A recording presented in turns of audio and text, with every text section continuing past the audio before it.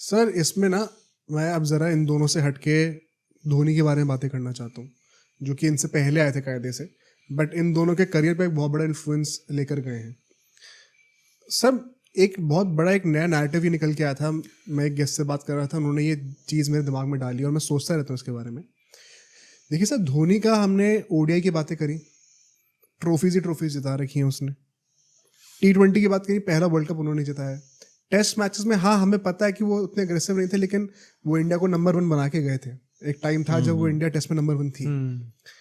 Sir T20 की मैं specifically बात करना चाहता हूँ कुछ टाइम के लिए, क्योंकि मुझे लगता है कि धोनी इंडियन क्रिकेट की हिस्ट्री में एक ऐसे कप्तान है जिन्होंने सबसे ज्यादा T20 वर्ल्ड कप्स में लीड करा है हमारी कंट्री को।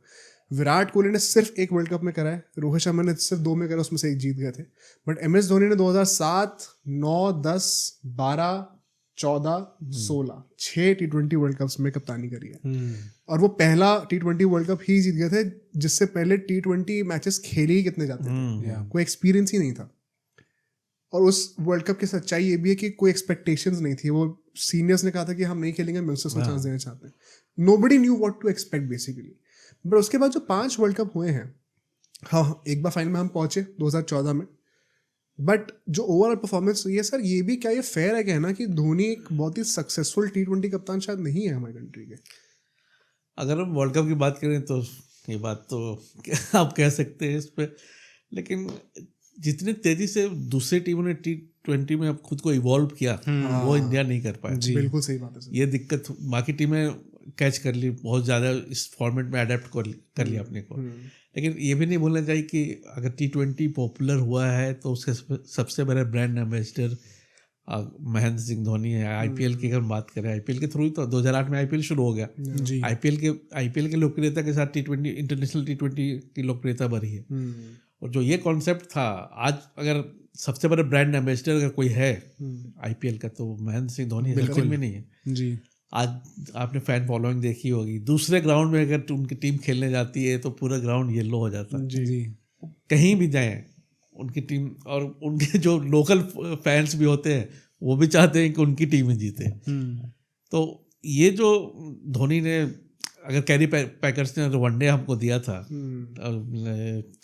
डे नाइट क्रिकेट दिया, रंगीन कपड़े दिए, कलर्ड ड्रेस दिया, तो इसमें अगर मैं तो यही बोलूँगा कि T20 लोकप्रियता में महेंद्र सिंह धोनी का बहुत बड़ा योगदान है। भले ही उन्होंने T20 एक ही वर्ल्ड कप जिताया है, लेकिन वही है कि बाकी जो अगर खिलाड़ी परफॉर्म नहीं कर रहे हैं, युवराज सिंह ने परफॉर्म नहीं किया, सहवाग ने उतना नहीं किया, विराट कोहली ने भी उनका साथ परफॉर्म नहीं किया, तो अब कैसे जीतने की उम्मीद कर सकते हैं? मतलब विराट कोहली तो 14 और 16 में आए थे, उससे पहले तो वो विराट कोहली थे ही नहीं जो युवराज सिंह थे, सहवाग थे, बिल्कुल गौतम गंभीर थे। तो ये जो तीनों प्लेयर हैं इस फॉर्मेट के, तो मतलब आतिशी जो बल्लेबाजी होती है, आक्रामक बल्लेबाजी होती है, इनके लिए तो माहिर है। इनके लिए अडेप्ट करना ज़्यादा मुश्किल नहीं था, लेकिन उतनी जल्दी अडेप्ट नहीं कर पाया। बाकी दुनिया के जो खिलाड़ियों ने अडेप्ट किया खुद को, उतने नहीं कर पाया। ऑस्ट्रेलियन ने किया, फिर वेस्ट इंडीज़ के प्लेयर ने हाल में किया, तो वो अडेप्ट नहीं कर पाए, इसलिए वो सफलता नहीं मिल पाई। तो ये सिर्फ ये कह देना कि वर्ल्ड कप के आधार पर धोनी सक्सेसफुल सबसे कप्तान नहीं थे, मैं नहीं मानता हूँ। आई थिंक T20 में तो कहना भी डिफिकल्ट है, क्योंकि IPL भी T20s में ही आता है एंड वहाँ पर उन्हें 5 ट्रॉफी जिता दिया। प्रॉब्ली इंटरनेशनल जो था T20 उसमें वो बहुत ज़्यादा उभार नहीं पाए अपने आप को, गेम भी उनका धीरे धीरे डिटोरिएट करता गया। बट ये पॉइंट सर आप I fully agree with your point कि इंडिया ने उस तरीके से इवॉल्व नहीं करा अपने आप को। दैट इज़ वाई आज के टाइम पे जो हम T20 देख रहे हैं अंडर गौतम गंभीर लीडरशिप, जहाँ पे हम 7-8 बॉलर्स देखते हैं, 7-8 बैट्समैन देखते हैं, वो देख के लगता है कि ऐसी टीम कहाँ थी भाई पहले हमारी टीम इतनी थकी हुई जाती थी, वर्ल्ड कप में कोई एक बंदा कैरी कर रहा होता था। 16 वाला 14 वाला ये तो मतलब विराट कोहली ने सिंगल हैंडेडली खींचा है, और उसके बाद भी हम जीत नहीं पाए अल्टीमेटली। तो मतलब मैं एक्चुअली यही डिस्कस करना चाह रहा था, ये अच्छा पॉइंट है डिस्कस करने के लिए कि इंडिया ने अडाप्ट नहीं करा, और ये बात तो पूरी दुनिया को पता है कि हम बहुत लेट रहे हैं T20s में हमेशा अडाप्ट करने पे। पर ये क्यों हो रहा है ऐसा, ये भी तो एक सवाल आता है। क्योंकि अगर धोनी उस टाइम के इतने सक्सेसफुल कप्तान रहे हैं, आप कह सकते हो कि हिस्ट्री के शायद सबसे सक्सेसफुल कप्तानों में से वो आएंगे, तो क्या वो समझ नहीं पाए सही समय पे कि T20 में क्या ज़रूरत है? क्योंकि देखिए उन्होंने ODI में तो ये काम करके दिखाया, जब उन्होंने 11 वर्ल्ड कप के बाद 15 की तैयारी 12 से शुरू कर दी थी, CB सीरीज में आकर ही। बट क्या T20 में भी उनको जल्दी से अडाप्ट करके समझना चाहिए था कि हाँ हमें शायद 8 खिलाड़ियों की ऐसी ज़रूरत पड़ेगी जो कि बैटिंग करते हों, ऑलराउंडर्स की ज़रूरत पड़ेगी, ऊपर से एक्सप्लोसिव बैटिंग करने वाले लोगों की ज़रूरत पड़ेगी। उस टाइम पे सर आपको याद होगा ऑस्ट्रेलिया में आरन फिंच, डेविड वार्नर ऐसे बड़े बड़े खिलाड़ी होते थे। इंग्लैंड में भी अपना एक टाइम पे पॉल कॉलिंगवुड खेला करते थे, केविन पीटरसन खेला करते थे, बड़े बड़े खिलाड़ी जो पावर हिटर्स होते थे, क्रिस गेल थे। इंडिया में वैसे लोग नहीं थे उतने उस टाइम पे, ना ही उनको ब्रीड करा गया। अब जाके अब हम देख रहे हैं कि अभिषेक शर्मा आ रहे हैं, संजू सैमसन वैसा खेल रहे हैं, यशस्वी जायसवाल आ रहे हैं। कहीं ना कहीं मुझे लगता है कि सर क्या वो नव्स पकड़ने की जो बात होती है T20 की, जो उन्होंने ओडीआई की तो मुझे लगता है कि सबसे बेहतरीन करा है, पर T20 वर्ल्ड कप में 2007 के बाद से वो नव्स शायद नहीं पकड़ पाए कि गेम कितना जल्दी चेंज हो रहा है। ये आपको लगता है कहीं ना कहीं? हाँ, दिक्कत ये है कि फॉर्मेट में खुद को अडेप्ट करने में भारतीय टीम जो थिंक टैंक है, मैनेजमेंट है, हाँ। वो नहीं समझ पाई, क्योंकि भारत में हमेशा से ही कल्चर रहा है स्टार प्लेयर का। उस प्लेयर को हर फॉर्मेट में खिलाना, ये एक गलती हुई हमारे से, क्योंकि बाकी जो दूसरे फॉर्मेट के प्लेयर थे, T20 तो बिल्कुल ही अलग फॉर्मेट, वनडे से भी अलग फॉर्मेट।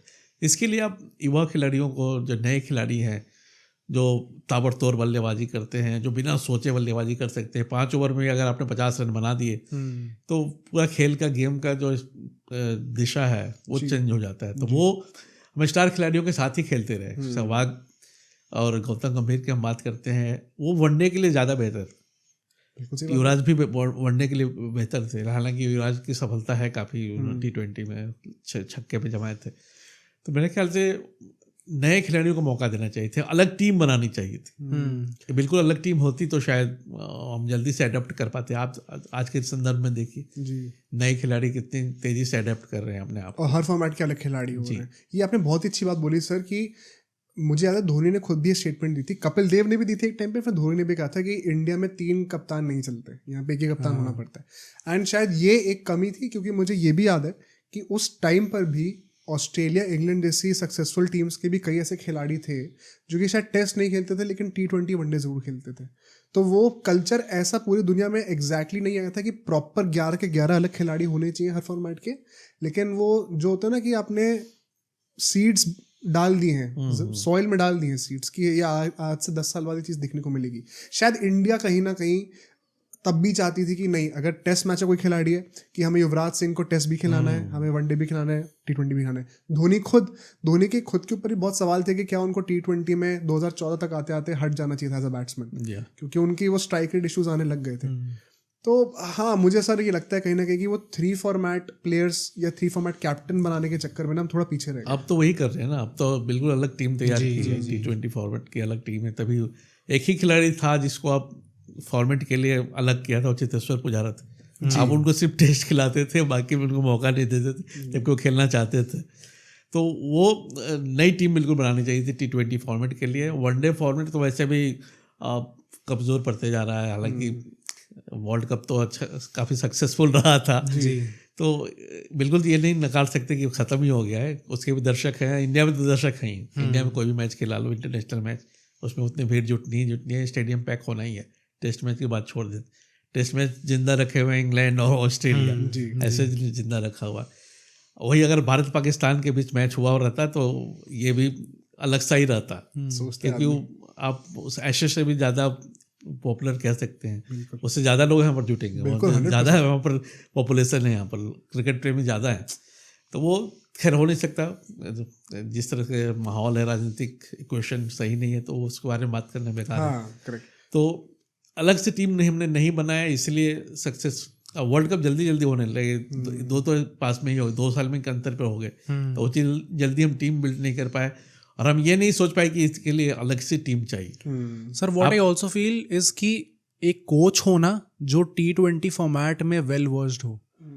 जैसे हमने इतना टाइम से अगर हम लोग देखे तो पहले गैरी कर्स्टन थे, उनने खास T20s नहीं खेले थे। डंकन फ्लेचर थे, उसके बाद बीच में रवि शास्त्री आ गए थे, फिर बीच में अनिल कुंबले आ गए थे, फिर रवि शास्त्री वापस आ गए थे, उसके बाद राहुल द्रविड़ आ गए थे।